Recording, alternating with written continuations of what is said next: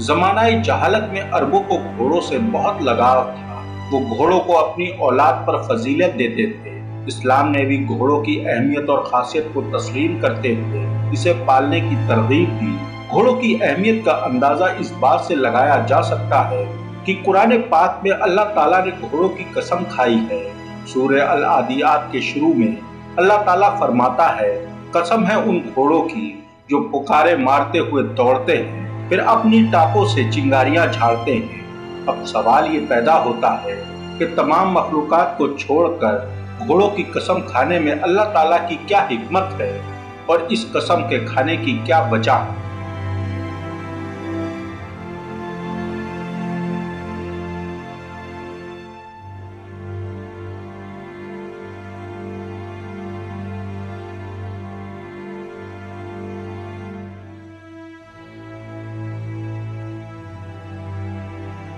अरबों से घोड़ों की मोहब्बत की वजह से ही कुरान करीम में दुनिया की मोहब्बत की मिसाल इस तरह दी गई। लोगों के लिए नफ्स की तस्कीन, औरतें, औलाद, सोने चांदी के ढेर, खूबसूरत घोड़े और मवेशी और ज़राई ज़मीनें बड़ी खुशनुमा बना दी गई। मगर ये सब चीज़ें ज़िंदगी के चंद रोज़ा सामान हैं। हकीकत में तो जो बेहतर ठिकाना है वो तो अल्लाह के पास ही है। रसूल करीम सल्लल्लाहु अलैहि वसल्लम ने घोड़ों की तकरीब में फरमाया, जिसने जिहाद फी सबीलिल्लाह के लिए घोड़ा पाला उसे रोजदार के मिसल से अजर मिलेगा। जिसने घोड़े को खिलाने पिलाने और पालने पर खर्च किया तो उसका खर्चा सदके में शुमार किया जाएगा। एक और मुकाम पर इरशाद फरमाया, खैर और बरकत कयामत तक घोड़े की पेशानी से बंधी रहेगी, यानी आखिरत में सवाब और माले गनीमत मिलता रहेगा। साइंस ने जब घोड़ों पर तहकीक की तो उन्हें चंद ऐसी हैरत अंगेज बातों का इल्म हुआ जो कुरान पाक की सूरह अल आदियात और नबी करीम सल्लल्लाहु अलैहि वसल्लम की इस हदीस की वजाहत करते हैं। साइंसदानों ने इन घोड़ों के सिर के अंदर एक ऐसा एयर कंडीशन सिस्टम दरियाफ्त किया है, यानी कि एक घोड़े के सर में एक ऐसा निजाम या तकनीक है जो खून को ठंडा रखने में मदद देता है, और अगर ये निजाम ना होते तो ये घोड़े दौड़ने के काबिल ना होते। एक बरतानवी यूनिवर्सिटी की एक तहकीक में इस बात की तस्दीक हुई। घोड़े इंसानी चेहरे के उतार चढ़ाव यानी तासुरात को देखकर सीखते हैं, और मुहक्किकीन के लिए ये एक हैरान कर देने वाला नतीजा है। घोड़े इंसानों के चेहरे के तासुरात को अलग करते हैं। यह मुख्तलिफ तहकीकी स्टडीज ने भी ये साबित किया है कि घोड़े चेहरों को देखकर इंसानों से सीखते हैं। मुहक्किकीन का कहना है कि घोड़े मुमताज करने वाली सबसे आम खुसूसियात ये है कि वो अपने खून को गर्म किए बगैर बहुत लंबे फासले तक और बहुत तेजी से दौड़ सकते हैं, और अगर ये तरक्की याफ्ता कूलिंग सिस्टम ना होता तो घोड़ों के दिमाग के आम हिस्सों को नुकसान पहुंचता और ये फौरी तौर पर मर सकता था। शेख इब्ने आशिमन रहमतुल्लाह अलैह ने फरमाया, इन आयात के जरिए खुदा की कसम उसकी अजमत और उसकी कुदरत और हिकमत के कमाल की दलील है, लिहाजा कसम उसकी तस्बीह और उसके दर्जात की बुलंदी की तरफ इशारा करती है, और इसमें खुदा की तारीफ भी शामिल है जैसा इसका तकाजा है इसकी अजमत का। खुदा उन अजीम चीजों की कसम खाता है जो उसकी कुदरत, अजमत और इल्म के कमालात पर दलालत करती है। गोया वो उस कसम में उस बात के सही होने का सबूत देता है कि उसने जो कसम खाई है तो उसकी अजमत के जरिए वो कसम खाई है। कुरान करीम के साइंसी उलूम के मौजिज़ात में कहा गया है कि घोड़े सबसे अहम ज़राए में से हैं जिन्हें अल्लाह ताला ने तमाम उम्र इंसानी खिदमत के लिए इस्तेमाल किया है, और अल्लाह ताला ने इस मखलूक की ताज़ीम और जानने के लिए पूरी एक सूरत सूरह अल आदियात नाजिल फरमाई।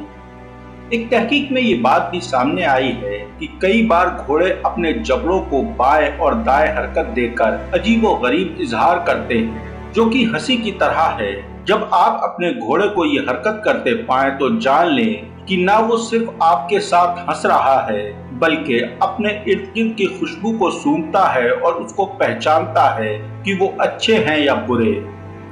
2010 में होने वाला एक तहकीकी इंकिशाफ किया गया था कि घोड़े हमारी तवक्को से कहीं ज्यादा इंसानी जुबान को समझते हैं। जब आप अपने कुछ दोस्तों के सामने घोड़ों का मजाक उड़ाएं तो वो समझेगा कि आप उसका मजाक उड़ा रहे हैं। इस सूरत में अल्लाह ताला ने इंसान के नाशुक्रे होने, इंसान के हसद और लापरवाही का जिक्र फरमाया है।